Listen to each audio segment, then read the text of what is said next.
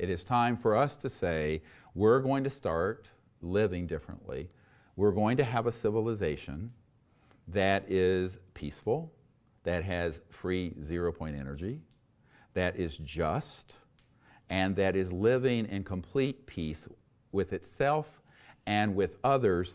And we are not going to go into space with weapon systems. We are not going to go into space looking for another ism, alienism, another group to fight. And that if someone tries to stage an event, we're all going to call it out as the hoax that it is, and not go along with that, what I'm calling scripted Armageddon. They would love to see a shutdown of our civilization and the extermination of about 5 billion people through a conflict that they will stage. And they will manufacture Armageddon.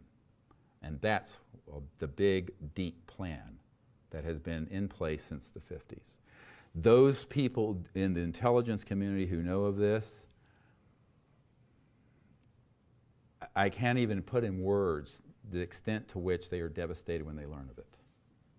Because they know how these folks are utilizing religiosity, racism, alienism, division to keep the fire burning.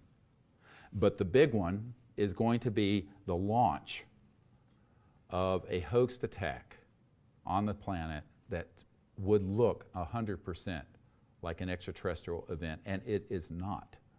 Now, when you also consider, anyone see Michael Jackson a couple years ago after he died in that holographic dance? Cool, huh? That's a declassified technology. You want to guess what's in the classified systems? You want to guess? 1,000 times better than that Michael Jackson on the stage. That looked 100% like him actually dancing. So let's begin to expose the fraud. Let's begin to expose this, not for the sake of rabble-rousing, but to awaken people to the danger. And then let's say, what are we going to do next? Because if you, look, you cannot, it's axiomatic, you cannot prove a negative, right? You already know that you can't prove a negative. However, if there were civilizations out there that were a threat to Earth and humanity, I think we'd know it by now. Secondly, if they are out there and they're operating sub rosa in a nefarious way, what's the solution to that? Weapon systems? When you're dealing with civilizations that are trans-dimensional interstellar, where they have a weapon system that they could hit a planet with a energy field and turn it into a pink dust floating through space and destroy that entire sphere? That capability exists. No, that's not the answer. And Martin Luther King had it right, and Christ had it right, and Gandhi had it right. Those approaches are not the correct approach. So even if there was such an existential threat, it cannot be managed by warmongers and militarists and people with these other agendas. We need to put together what I called for years ago a council on interplanetary relations that is devoted to peace and space, to the wise elders and youngsters of the planet to work on this issue and deal with it openly. And this is something that is of the greatest import and urgency of anything in our lives. Because even if we bring out free energy and anti-gravity, but we live on this planet with the consciousness of division and hatred and warfare, that too will be weaponized. And it'll still destroy the planet. So that in and of itself isn't a solution. So this spiritual understanding of the essential oneness of life and the need for not just world peace, but universal peace. And that we are the generation, those of us living on Earth at this time between the mid-20th century and the mid-21st century. I always joke that those of us between puberty and senility. Unfortunately, I'm getting closer to the latter. I know I have 8 grandchildren. Scary, me being a grandfather. 4 daughters and 8 grandchildren. So 8 grandchildren, beautiful, beautiful beings. That we owe it to our children and to the generations coming behind us, after us. Because the way I understand this is that we're closing out one era in the human experience, several 100,000 years in development. We're opening another era that's about 500,000 years in length, a cycle, universal cycle. And that cycle, the hallmark of it is universal peace. It'll be a day not followed by night, is how it is said. That there'll be a period, we'll enter into peace on this planet and peace in space, but we will not slide back into the darkness of war, which has happened in the last cycle. There were periods of peace on Earth, like the Shambhala Kingdom and Enlightenment, but it always slid back into darkness. This next cycle is different. But how do you start that cycle? It's not going to be some Ouija board in the sky or someone's going to come down. And it's not going to be ETs landing on the White House lawn. It's us, the children of Earth, understanding this and creating that reality. It's time. It's time for us to do that. Thank you very much. Let's take about a 15-minute break and we'll come back for some question and answers. All right. So are the webinar folks okay? You're good? You're hot? All right, thank you very much for returning on time. So we're going to go for about another 40 minutes. I'd like to entertain questions from the audience. I will repeat the question since there's no microphone.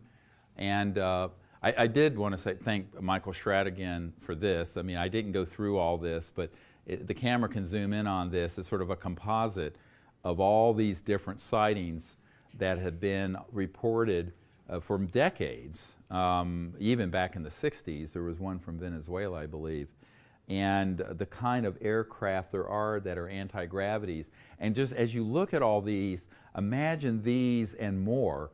Now these are more conventional, that look a little similar with the B-2 stealth and the evolution of all those sort of aircraft. But these are in a deeper, more classified program that are the electromagnetogravitics. But then imagine that you have ones that could look like discs, you could have ones that could look like tubes, you could have one that look like triangular boomerangs, and these are all man-made. Now, again, as I said earlier, there are extraterrestrial vehicles that wouldn't be quite like this, but could be a similar shape. Diamond shape, saucer shape, disc, spherical, just a perfect sphere, which I've seen close up, and other shapes. And so this gets into the ability to piggyback. I call it piggybacking, where you have an ET event happen, you come in with something that's man-made, confuse people. Somebody has a contact experience with ETs, they come in and piggyback onto it and target that person with a man-made abduction experience. You have some, so this is how counterintelligence operates. And you have to begin to wire your brain like that to understand the sort of Machiavellian and convoluted ways that they practice the art of deception in the counterintelligence field. And if you don't learn that, then you're going to be vulnerable to being very, very deceived. And I think this is why sharing this information for me is really key right now, because I can't tell you that in X number of days an event's going to happen. All I can say is that there's an event that's been planned, and I know people who've been on the planning committees and on the operational tactical committees, agencies for this, that I've met with personally. And as I was saying at the break, someone asked me, this came up, one of the hardest things I've had to deal with is for every disclosure project witness, and if you want to find out more about what we do, it's SiriusDisclosure.com, S-I-R-I-U-S, like the star system, SiriusDisclosure.com. If you go to that site, you'll see there's just hundreds and hundreds and hundreds of pages of information and links to all these military witnesses, documents, what have you. But for every person up there, or that I have in my archive on film, there's at least 10 to 20 that I've interviewed who will not go on the record because they're afraid of reprisals and afraid of being tweaked terminate with extreme prejudice, assassinated. So this threat is serious, and it's caused the best, but it puts me in an untenable situation, because I am hearing already echoing around the world in the UFO subculture howls at some of what I've shared tonight. And what I'd like to be able to do is bring forward 2 or 3 dozen of these men and women, a few women, who have been in these corporations and programs doing this. They won't do it, because like Rick Foch in Naval Research Labs, most of them have been told point blank, if you do, you're dead, and your family's dead. In fact, my military advisor for a number of years was in an unacknowledged special access project, and when they first formulated it, he was taken into an underground facility, an undisclosed underground facility, a SCIF, a Secure Communication Information or Intelligence Facility, called a SCIF. And all their electronics, watches, everything were taken away, and they went down, and there was the security enforcement officer for that operation had a gun, took a bullet out of the clip, and said, if any of you speak to anyone about this operation, and that includes your commanding officer, the president, anybody, a member of your family, this bullet will find you, and you are a dead man. And this is a man of the utmost credibility. So this sort of illegal operation that we have killed our own, and the funding mechanism for this aren't just the black budget of the United States. It's been drug running. I had a man who was an executive with Science Applications International Corporation and a former member of Congress who was Bush Sr.'s consigliere on a lot of this, who met with me back in the late 90s and confirmed to me the involvement in these rogue operations with the arms trade, the drug trade, and trafficking, and that it generated enormous revenues for them in untraceable cash. And some of these anti-gravity devices have been used to ferry drugs and arms around the world for this purpose. So this story gets deeper and deeper. We could be, if we were here for not 2 hours but 2 weeks, we wouldn't exhaust the sort of depravity that I've come across in these operations. And the one thing that this former congressman and member, this executive with Science Applications International Corporation, SAIC, it's a big contracting entity that deals with a lot of this, told me, he said, do you realize that there are 8,000, and this was back in '97, we know that we had 8,000 people in a secret army dealing with this